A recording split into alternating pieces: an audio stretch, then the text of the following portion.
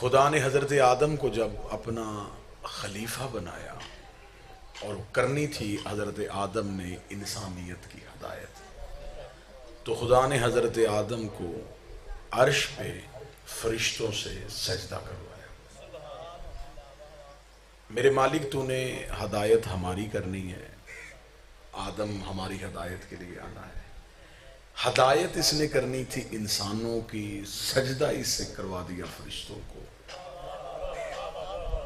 तो जब हजरत आदम ने फरिश्तों की हदायत ही नहीं करनी, ये खलीफा है फिल अर्ज, जमीन वालों के लिए, तो जमीन वालों को हुक्म दे कि आदम की ताजीम करें, आदम की तकरीम करें, आदम का एहतराम करें। फरिश्तों से सजदा क्यों करवाया? अजब नहीं कि आवाज़ परवरदिगार आए कि आदम है खलीफतुल्लाह, आदम ने जाना है इंसानियत की हदायत के लिए। खुदा ने कहा कि जो असूल आज बनेगा ये असूल क़यामत तक चलेगा।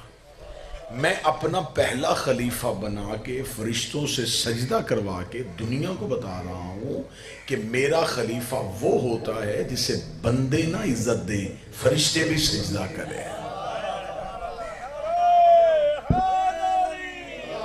लिहाजा आदम सिर्फ इंसानों का खलीफा नहीं, आदम बेशक खिलाफत आदम की ज़मीन पे है, लेकिन आदम का सजदा अर्श पे हो रहा है।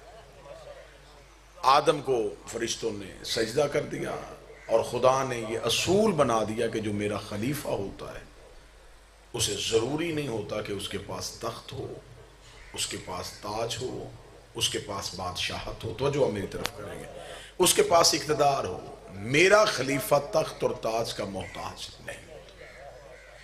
गुफ्तगू का मरकज़ो महवर है उस शहनशाह की ज़ात जिसे वाली खुरासान कहा जाता है। बंदों के बनाए हुए रज़ी अल्लाह हो सकते हैं, अल्लाह के बनाए हुए रज़ा होते हैं। रज़ी अल्लाह होना और है, अल्लाह की रज़ा होना और है। रज़ी अल्लाह वो होते हैं जिसके लिए बंदे दुआ करें, अल्लाह की रज़ा वो होता है जिसे अल्लाह सलाम करे। मेरे आठवें शहनशाह वाली खुरासान सरकार हज़रत अली इब्न मूसा रज़ा अलैहिस्सलाम, अल्लाहुम्मा सल्लि अला मुहम्मद व आले मुहम्मद। मतवज्जे बात की जानब सरकार। मेरे शहनशाह का नाम नामी इसमें ग्रामी अली है, लक़ब मेरे मौला का रज़ा है। यानी कि अगर कोई उर्दू लताफ़ा समझता हो तो बड़ा कीमती जुमला हो कि ये मेरा इमाम वो है जो बराए नाम भी अली है। इंसान किसी के बारे में कहता है ना कि ये उसके साथ मिलता बहुत है, बस नाम का फ़र्क है। ये मेरा इमाम इस कदर मुश्तरिक है अली के साथ कि नाम का फ़र्क भी नहीं है। वो अली ये मुर्तज़ा है, ये अली और रज़ा है।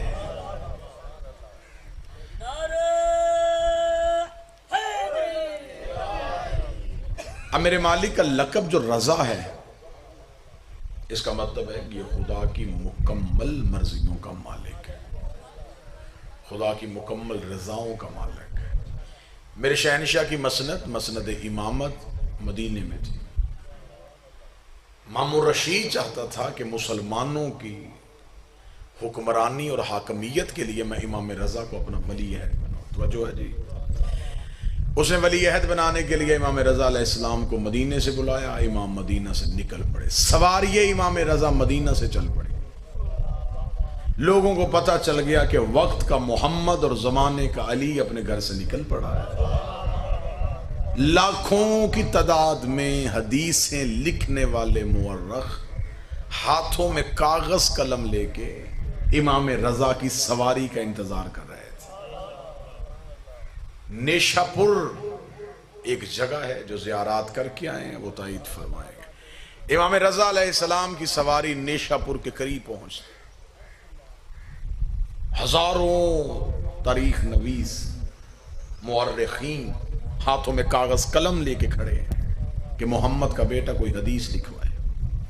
दौड़ रहे हैं, कागज कलम हाथ में, दौड़ रहे हैं। मौला कुछ बोलें, मौला कुछ बोलें, फर्जंदे रसूल कुछ बोलें, रसूल का बेटा कुछ बोल ताकि हम लिखें।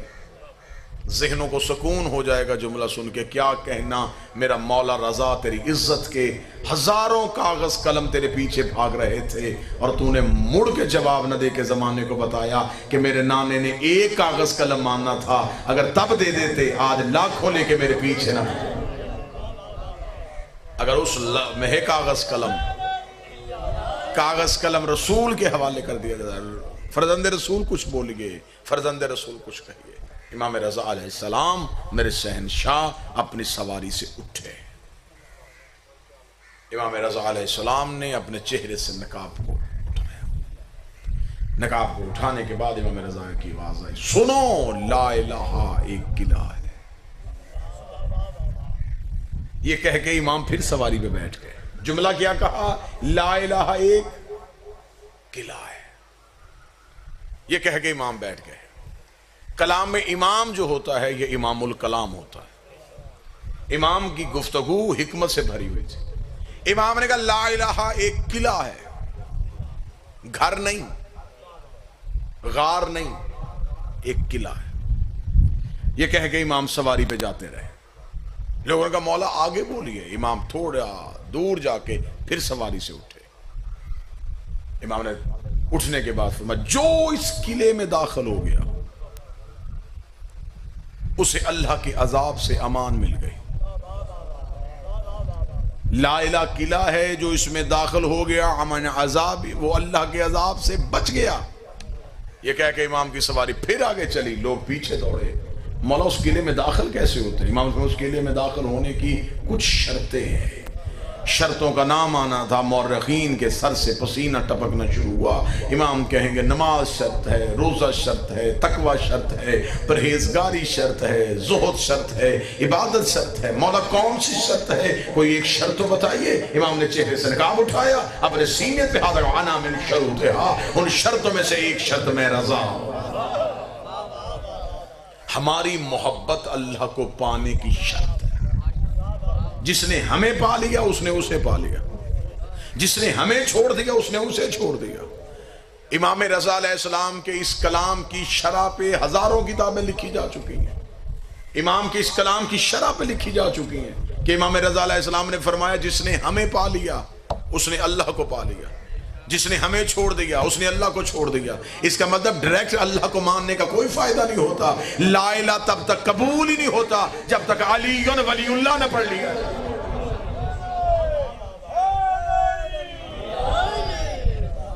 सवारी इमाम रज़ा अलैहिस्सलाम बढ़ती हुई निशापुर से गुजरती हुई, पांव की ठोकर मारी, चश्मा जारी किया, पहाड़ मट्टी का किया। इमाम रज़ा अलैहिस्सलाम की सवारी बढ़ती बढ़ती बढ़ती खुरासान के करीब पहुंच गए। इमाम रज़ा अलैहिस्सलाम को बड़े बिल्कुल करीब से गुफ्तगू शुरू करूं ताकि इमाम की हिकमत समझ में आ सके। इमाम रज़ा अलैहिस्सलाम जब पहुंच गए, अब इमाम को तख्त दे दिया गया, बैयत इमाम हो गए। इमाम रज़ा अलैहिस्सलाम एक दिन दरबार में बैठे हुए थे। ये चंद लोग दरबार में दाखिल हुए। उन्होंने मामून रशीद से कहा कि मामून, हम तेरी रैयत हैं, तू हमारा हाकम है, हम तुझसे एक इल्तजा करने आए हैं कि गर्मी बहुत है, कहत बड़ा है, बारिश नहीं हो रही। जब उन्होंने मामून रशीद से कहा कि बारिश क्यों नहीं हो रही, तो मामून रशीद ने कहा कि मैं क्या कर सकता हूं। उन्होंने कहा तो खलीफा है, और खलीफा वो होता है जिसका अल्लाह से राब्ता हो। अगर तेरा अल्लाह से राब्ता तो अल्लाह से क्या बारिश करो। मामून रशीद ने कहा कि मैं अल्लाह के कामों में टांग नहीं अड़ाता, ऐसा ही मैं कुदरत के कामों में दखल नहीं देता। बारिश उसने भेजनी है तो होनी तुम्हारे लिए, मैं कैसे बारिश करवा दूं। उन्होंने कहा अगर तू बारिश नहीं करवा सकता तो खलीफा कैसा? तवज्जो भाई, तू कैसा खलीफा, तेरे कहने पे बारिश नहीं हो सकती। मामून रशीद ने कहा नहीं, वो हमारे कहने पे अपने इरादे नहीं बदलता, अगर उसका इरादा बदलना है तो फिर रजा को बुलाना पड़ेगा, क्योंकि अल्लाह की कायनात में ये वाहिद घर है जो खुदा के इरादों को बदल लेता है। इमाम रज़ा अलैहिस्सलाम को बुलाया जाए। मेरे 8वें शहनशाह को घर से बुलाया गया। मेरे इमाम दरबार में पहुंचे। मामून रशीद ने कहा कि अली इब्न मूसा रज़ा, ये लोग चाहते हैं कि बारिश हो। तवज्जो पे पूरी इख्तियार इमाम सुनाने लगा। ये लोग चाहते हैं बारिश हो। इमाम रज़ा अलैहिस्सलाम एक लम्हे के लिए मुस्कुराए और मुस्कुरा के कहा हो जाएगी। यानी कि आसानी से इमाम ने कहा हो जाएगी। मामून रशीद ने कहा कि बारिश का मौसम कोई नहीं है, बादल के आसार कोई नहीं है, दूर दूर तक बारिश के होने का अमकान नहीं है, और आप कहते हो जाएगी। कैसे? जो बंदा ज़हनी तौर पे मजलिस में बैठा वो जुमले का इतना लुत्फ लेगा, उसने कहा कैसे? इमाम ने कहा हम जो चाहें वो कर सकते हैं।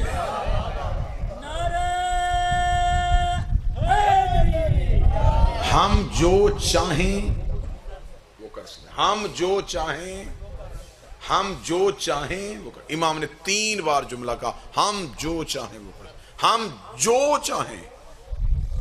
जब इमाम ने कह दिया ना जो चाहें, तो फिर ये जो भी चाहें। इमाम ने फरमाया हम जो चाहें वो कर सकते हैं। इतना कहना था। मामून रशीद ने कहा कि फरजंद रसूल तो फिर बारिश बरसाइए। इमाम ने फरमाया अभी नहीं, ऐसे कैसे होगी?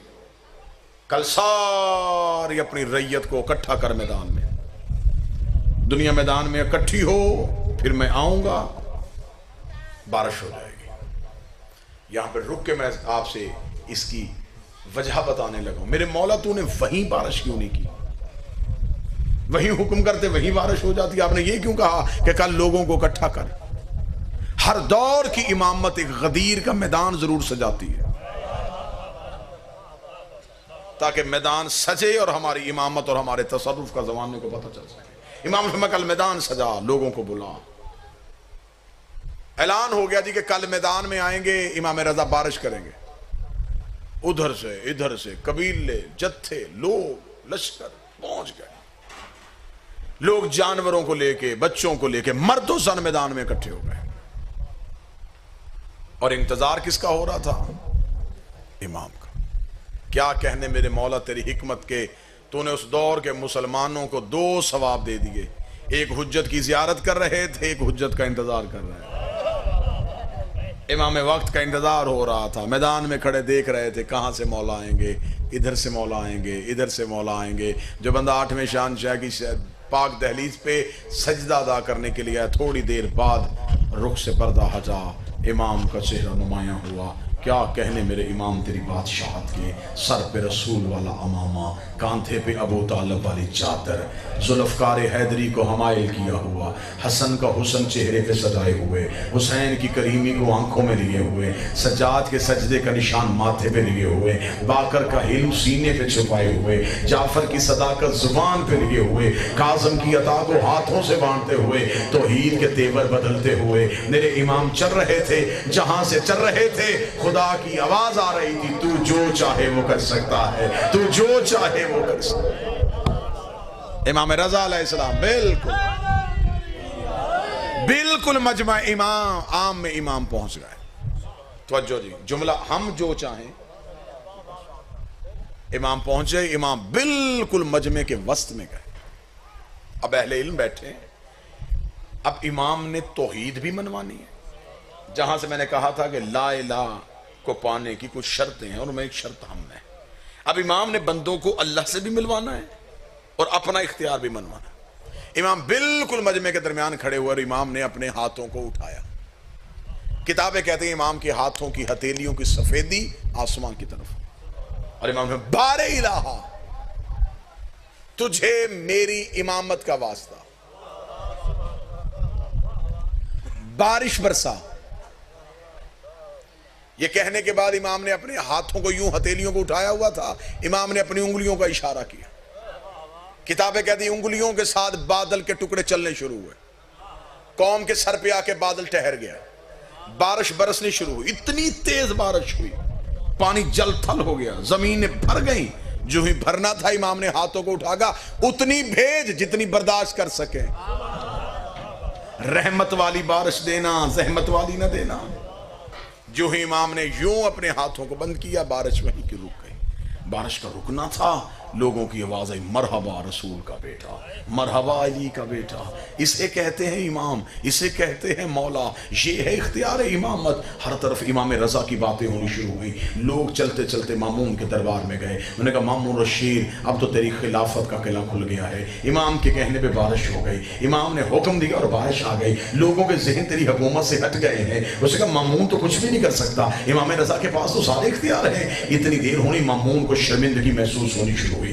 इधर से इमाम रजा का कदम मामून के दरबार में आया। मामून ने कहा, ए फजल रसूल, आप तो कह के गए थे हम जो चाहे कर सकते हैं, फिर आपने मैदान में खड़े होके अल्लाह से दुआ क्यों मांगी, फिर बारे इलाहा क्यों कहा? अल्लाह से दुआ तो मैं भी मांग सकता हूँ, अल्लाह से दुआ ये भी मांग सकते हैं। इसका मतलब बारिश आपने नहीं बरसाई, बारिश तो अल्लाह ने बरसाई है। अगर तेरा इख्तियार है तो फिर तू अपने कहने में बारिश बरसाता। इमाम रजा के चेहरे के तेवर बदल गए, चेहरे पे अली वाला जलाल आ गया। अली वाले जलाल को चेहरे पे सजाए हुए इमाम ने पूरे दरबार में नजर दौड़ाई। इमाम की नजर सामने दीवार पे पड़ी। दीवार पे कलीन का टुकड़ा था, उसके अंदर एक शेर की तस्वीर बनी हुई थी। इमाम ने शेर की तरफ देख के अभी उंगली का इशारा किया, यह शेर चंगाड़ता हुआ बाहर आया। शेर का बाहर आना था, दरबार खाली हुआ। मामून ने अपने पांव तख्त पे रख के कहा, रजा ये क्या किया है? इमाम ने कहा, हम जो चाहे वो कर सकते हैं, हम जो चाहे वो कर सकते हैं, हम जो चाहे वो कर सकते हैं। इतना कहने के बाद इमाम ने शेर की तरफ तवज्जो करने के बाद कहा, जब मैंने तुझे हुक्म दिया ही नहीं था, तू आया क्यों है? उसने कहा, मौला आपने मेरी तरफ देखा, ये जहन में सोच रहा था कि ऐसा कैसे हो सकता है। मैंने बाहर निकल के बताया, ऐसे हो सकता।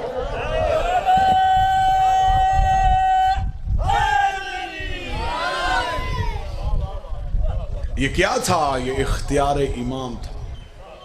मैदान में अल्लाह मनवाया, दरबार में अपना इख्तियार मनवाया। अगर मैदान में अपना इख्तियार मनवा देते, कई लोग अल्लाह की बजाय रजा को सजदा कर देते। वहां अलूहियत मनानी थी, दरबार में विलायत मनवानी थी। वहां अल्लाह मनवाया, यहां आके खुद को मनवाया। आले मोहम्मद के नाम वो नाम है कि ये सिर्फ इस्मे आजम नहीं, ये इस्माए हुस्ना है। अक्सर हमारे लोग, वो शेर भी है कि अली का नाम ही वो इस्मे आजम है कि जिसकी किसी ने पुकारा उसी के काम है। अली इस्मे आजम नहीं, अली इस्मे हुस्ना है। बस इमाम रजा का एक और हवाला और आपको सुना। मामून रशीद समुद्री सफर में जा रहा था, समुद्र का सफर करना था उसने। तो उसने अपने एक सिपाही से कहा कि जा इमाम रजा से दुआ लिखवा के ला, कि अगर समुद्री सफर में कोई परेशानी, तकलीफ, मुसीबत आ जाए तो मैं दुआ पढ़ लूँ। इमाम रजा का सिपाही चलता हुआ दरबार में आया। दरबार के बाहर इमाम से मुलाकात ना हुई, मारूफ करखी से हो गई। ये मारूफ करखी इमाम का चहेता नौकर है, गुनियतुल तालिबीन शेख अब्दुल कादिर जिलानी, जिसे सुन्नी भाई गौस पाक कहते हैं। उन्होंने अपने किताब के पहले सफ़े पे लिखा है कि जहाँ से मैंने फैज़ हासिल किया, गौस पाक जिसे सुन्नी मेरे भाई 11वीं वाला पीर कहते हैं, उन्होंने अपनी किताब में लिखा है, सफ़े अव्वल में लिखा है कि मैंने फैज़ लिया था अपने उस्ताद जुनैद बगदादी थे, उन्होंने लिया था सराय सक्ती थे, सराय सक्ती ने लिया था करनी से, और करनी ने फैज़ लिया था मारूफ करखी से। जो मेरे सुन्नी भाइयों का गौस पाक है, वो चौथे पुष्प पे जाके मेरे इमाम रजा के माशकी का शागिर्द है। इमाम रजा के शागिर्द का शागिर्द नहीं, माशकी का शागिर्द है। मरूफ करखी तो पानी भरता था मेरे 8वें बादशाह। मामून का सिपाही आया, उसने कहा, मामून ने कहा को दीवार लिखा के दे। मरूफ अंदर गया, थोड़ी देर बाद एक टुकड़ा कागज का उसके हवाले किया, ये पकड़ दुआ। मामून से कहना मुश्किल है तो इसे पढ़ लेना। सिपाही ने वैसे ही दुआ पकड़ी, आके मामून को दे दी। मामून ने जेब में रख ली, चला गया। सफर शुरू, ऐन समुद्र के वस्त में पहुंचा। थपेड़े, तूफान, हवाएं, मझधार, यूं हचकोले लेने शुरू हुई कश्ती। जल्दी जल्दी अपने जेब में हाथ डाला, वो दुआ निकाली। दुआ निकाली तो उस दुआ में लिखा था, मेरे अल्लाह मेरी कश्ती को बचा, तुझे मारूफ करखी का वास्ता। मेरी कश्ती बचा, तुझे रजा का वास्ता नहीं, मारूफ करखी का वास्ता। मारूफ करखी का नाम पढ़ना था। मामून गुस्से में लाल पीला हो गया। अपने सिपाही से बुलवा के कहने का दुआ किसने लिखी? उसने कहा मौला रजा ने। मिला था इमाम से? नहीं। किसको मिला था? उसने कहा जब मैं गया तो दरवाजे पे मारूफ खड़ा था, तो मैंने मारूफ से कहा था दुआ लिखवा के लाओ। उसका धोखा कर दिया उसने, बजाय इमाम से लिखवाने के खुद ही लिख दी। वो मुझे मारना चाहता है, ये कह के उसने गुस्से से उस कागज के टुकड़े को यूं लेके यूं गुस्से में दरिया में समुद्र में फेंका। जैसे ही समुद्र के साथ टुकड़े का लगना था, लहरें अपनी जगह पे वापस आ। डूबती हुई कश्ती दोबारा आके सतह समुद्र पे तैरने लगे, सांसें वापस आ गई, जिस्म में जान वापस पलट आई। सारा सफर मामून रशीद ने परेशान होके किया। वापस आया, सीधा दरबार में गया, अपने तख्त पे बैठ के कहने लगा मारूफ करखी को गिरफ्तार करके लाओ। मारूफ करखी को मामून रशीद के सामने पेश किया गया। मामून रशीद ने कहा कि मारूफ, जब मेरा नौकर आया था इमाम रजा से मिलने, तूने इमाम से नहीं मिलने दिया। उसने कहा नहीं मिलने दिया। क्यों? उसने कहा तेरे नौकर ने कहा था कि मामून ने को दुआ लिखवानी है। मामून रशीद ने कहा फिर वो दुआ किसने लिखी थी? इमाम रजा ने। मारूफ करखी ने कहा नहीं। किसने लिखी थी? मैंने। इमाम रशीद ने कहा हाथ हो गई है, इतना बड़ा इतराफ कर रहा है, दुआ मैंने इमाम से लिखवानी थी, तूने क्यों लिखी? जुमला कहा है, शाम तक जुमले की ठंडक महसूस होगी। मारूफ करखी आंखों में आंखें डाल कहता है वो नबियों का मुश्किल कुशा है। हाय हाय हाय, वो हाजत रवाई अंबिया हैं। तेरे जैसे की मुश्किल है तो मैं भी डाल देता हूं। इसलिए इकबाल ने कहा था, डॉक्टर इकबाल का एक बड़ा मशहूर फारसी का शेर था, उसने कहा जब मुझे मुश्किल होती है मैं शर्माते हुए अली से नहीं मांगता, कंबर से मांग लेता। मेरी ख्वाहिशात तो कंबर भी पूरी कर देता। अच्छा तो फिर दुआ किसने लिखी? उसने कहा मैंने लिखी। मारूफ करखी ने जब ये कहा मैंने लिखी, उसने कहा तूने एतराफ कर लिया, सजा तुझे दूंगा, लेकिन पहले ये बता तूने कौन सा चिल्ला काटा है? तुझे इमाम रजा ने कौन सा वजीफा बताया है जो वजीफा पढ़ने की वजह से तेरे नाम से भी अल्लाह से दुआ मांगे तो अल्लाह कबूल कर लेता है? वजीफा बता, तस्बीह बता, क्या पढ़ता है, क्या कहा है तुझे इमाम ने? जान ही तेरी छोड़ूंगा। वजीफा बता, जिंदा छोड़ दूंगा। वजीफा ना बताया, सर काट दूंगा। सदके हो जाऊं 8वें बादशाह तेरे नौकरों के। मारूफ करखी मुस्कुराया, मुस्कुरा के कहा ना कोई वजीफा किया है, ना कोई चिल्ला काटा है। 14 साल हो गए मुझे बतूल के बेटे का पानी भरते हुए। दिन में कई बार मुझे बुलाता, मारूफ पानी ला, मारूफ मुसल्ला ला, मारूफ मेरा घोड़ा ला। इतनी बार उसकी जुबान से मेरा नाम निकलता है, मारूफ मारूफ मारूफ। इतनी बार बार से कुरान मेरा नाम लेता है, उनकी जुबान से मेरा नाम निकले और मेरा नाम किसी की मुकद्दर और किस्मत और तकदीर को भी नहीं बदल सकता। जब वो मुझे मारूफ कहता है तो मेरा नाम इसमें आजम हो जाता है। ये जो नाम ले वो इसमें आजम हो। आज भी मशहद जाके देखो, 8 सेहन मेरे मौला के। कैसी बादशाही, सोने के दरवाजे, चांदी की जरी, नौकरों का बादशाहों जैसा इस्तकबाल। आते इमाम रजा के नौकर हैं, लेकिन जब हरम में दाखिल होते हैं बादशाह हो जाते हैं। इमाम रजा के नौकरों की पापोश संभालने के बंदोबस्त, नौकरों के खाने। आज भी ईरान की हुकूमत जिसकी मकरूस है। अभी ये कोरोना वायरस फैला, पूरी दुनिया के अमीर मुल्क चंदे मांग रहे थे। जाओ जाके देखो, ईरान में जितने भी कोरोना के मरीज थे उन्हें हॉस्पिटल में दाखिल किया गया। जब उन्हें शिफा मिल गई और वो हॉस्पिटल के काउंटर पे आए कि हमारा बिल क्या बना है, तो उन्होंने रसीद निकाल के जिस पे लिखा था तुम्हारा बिल रजा ने अदा कर दिया। हर मरीज को जो रसीद दी गई उस पे लिखा था कि तुम्हारा बिल इमाम रजा ने अदा कर दिया। आज भी जो तकदीर बदलता है, जब इमाम रजा के हरम में दाखिल होते हैं इंसान का मजाज ही बदल जाता है, आंखें खीरा हो जाती हैं। 8वां शहनशाह इतना आबाद। नजफ में अमीर अल मोमिनीन के हरम में भी इतनी अमीरी नहीं है। जो जाहिर बैठे वो तो मेरी गवाही दें। करबला में अब्बास के हरम में भी इतनी अमीरी नहीं है। आले मोहम्मद में से सबसे ज्यादा अमीरी 8वें बादशाह के हरम में। सेहन, सोना, चांदी, मेहमानों का बादशाहों जैसा इस्तकबाल। लेकिन इंसान का जिगर फट जाता है जब इंसान जर्री पे जाके ज़ियारत पढ़ता है तो लिखा अस्सलामु अलैका या गरीब।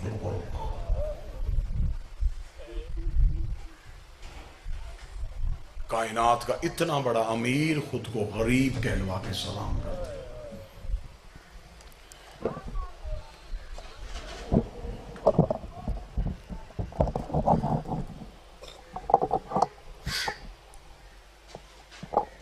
मालिक की शहादत की निस्बत से ये मजलिस है। मेरी जितनी भी जाकरी है वो मंसूब और मखसूस है इसी 8वें बादशाह। शहादत हरफ़े आखिर में जो भी पढ़ेंगे वो पूरी सुनाएंगे। मुहर्रम करीब आ रहा है। मैं इब्तदाइया ज़ाकर हूँ, मैंने पहली इस मजलिस की इब्तदा की है। आज की मजलिस पे मैं पहला ज़ाकर हूँ तो मैं रो के गुजारिश करूँगा, मुहर्रम करीब है, अज़ादारी हुसैन को मामूली ना समझा करो। अक्सर लोग होते हैं ना जी, मजलिस हो रही है वो कहते हैं बाहर खड़े भी सुन ही रहे हैं, घर में बैठ के लाइव भी तो देख ही रहे हैं। इस जगह पे बैठने का इतना अजर है, जहां पर आके बैठे ना, इस कलीन पे बैठने का मैं अजर आपको सुनाऊं 8वें बादशाह की जुबान से। मेरे 8वें इमाम खुद बहुत बड़े अज़ादार थे। इमाम अपने घर में मौला हुसैन की मजलिस करवाते। जब मजलिस का कलीन बिछ जाता ना तो इमाम रजा आते, आके कलीन को चूमते। एक शख्स ने कहा मौला तू तो कुरान है, मौला इस कलीन को क्यों चूमते हैं? इमाम ने फरमाया ये वो जगह है जहां अंबिया अपनी दस्तारें मस करते हैं, जहां फरिश्ते अपने परों को मस करते हैं। इतना इमाम अज़ादारी का एहतमाम करते कि इमाम हुसैन की मजलिस के लिए इमाम खुद दरियां बिछाते, खुद चादरें बिछाते। जिस दिन इमाम के घर में मजलिस होनी होती, इमाम दरवाजे पे खड़े हो जाते, हर आने वाले का इस्तकबाल करते। इमाम हुसैन का जाकर छोटा हो, बड़ा हो, नामवर हो, ना नामवर हो, तुम पे एहतराम वाजिब। एहतराम सुनाने लगा हूं। इमाम रजा अपने जाकर का एहतराम कितना करते थे। इमाम रजा बैठे हुए थे या दहबल खुजाई आ गए। ये मरसिया खान था, शेर लिखता था। जो ही ये दरवाजे में पहुंचा तो इमाम रजा उठे और देबल की तरफ चल पड़े। देबल की तरफ चल के इमाम ने जाकर देबल के गले में बाहें डाल के कहा, ऐ मेरी दादी के मददगार तुझ पे मेरा सलाम, ऐ मेरी मां ज़हरा के मददगार तुझ पे मेरा सलाम। देबल खुजाई का बदन कांपा। इमाम ने उसका हाथ पकड़ा, उसे मजलिस में लेके आए। मजलिस में आते आते इमाम ने कहा, तूने मेरे जद हुसैन की शान में कोई मरसिया लिखा है? देबल ने कहा, जी मौला चंद दिन पहले मैंने नया मरसिया कहा है। इमाम ने कहा, सुना मुझे। देबल आके जल्दी जल्दी, जरा सुनना इमाम रजा एहतराम क्या करते थे मजलिस का। देबल आया और देबल आके यूं खड़ा हो गया, पढ़ने लगा। इमाम ने रुक रुक रुक, मिंबर पे बैठ। देबल खुजाई ने कहा, तो आप कहां बैठेंगे? फरमाया मैं जमीन पे बैठा।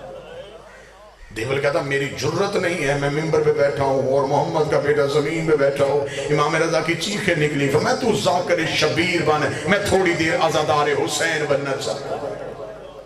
तुझे क्या पता कि हुसैन के अज़ादार का एहतराम क्या है? मेरी मां ज़हरा कितना सलाम करती है हुसैन के अज़ादार को। इमाम रज़ा ने फरमाया, मैं हुक्म करता हूं मिंबर पे बैठ। देबल कहता, हुक्म इमाम हो गया था, अब मुझ पे वाजिब हो गया था। देबल मिंबर पे बैठ गया। इमाम रज़ा सामने बैठे, सर से इमामा उतारा, गिरेबान चाक किया, आस्तीन ने इमाम ने पलट दी। देबल ने एक मरसिया कहा। ये इतना अरब का मशहूर मरसिया है कि शहीद मोहसिन नकवी ने इसी मरसिये को उर्दू में तर्जमा किया था। ज़हरा तेरी कलियों का सहरा में बिखर जाना। ये तखय्युल देबल खजाई का है। ज़हरा तेरी कलियों का सहरा में। सज्जाद ये कहते थे मासूम सकीना से, अब्बास के लाशे से चुपचाप गुजर जा। देबल खजाई मिंबर में बैठा। देबल खजाई ने मरसिया शुरू का, ज्यादा से ज्यादा 2 मिनट में जितना रो सको। देबल खजाई मिंबर पे बैठा। मिंबर पे बैठ के देबल ने मरसिया की पहली सतर पढ़ी। देबल खजाई रो के कहता, मेरा सलाम सैयदा ज़हरा तेरी औलाद। सैयदा तेरे चमन की कलियां सहराओं में बिखर गई। बीवी मेरा सलाम तेरे बेटे हसन को जिसके जनाजे पे तीर लगे। बीवी मेरा सलाम तेरे बेटे हुसैन को जिसका लाशा 3 दिन बगैर कफन के पड़ा रहा। बीवी मेरा सलाम तेरे बेटे सज्जाद को जिसे शाम की गलियों में मारा गया। बीवी मेरा सलाम तेरे बेटे बाकर को जिसे कमसनी में कैद मिल गई। बीवी मेरा सलाम तेरे बेटे जाफर सादक को जिसे गुर्बत में जहर दी गई। बीवी मेरा सलाम तेरे बेटे मूसी काजम को जिसे 14 साल रकू की हालत में रहना पड़ा।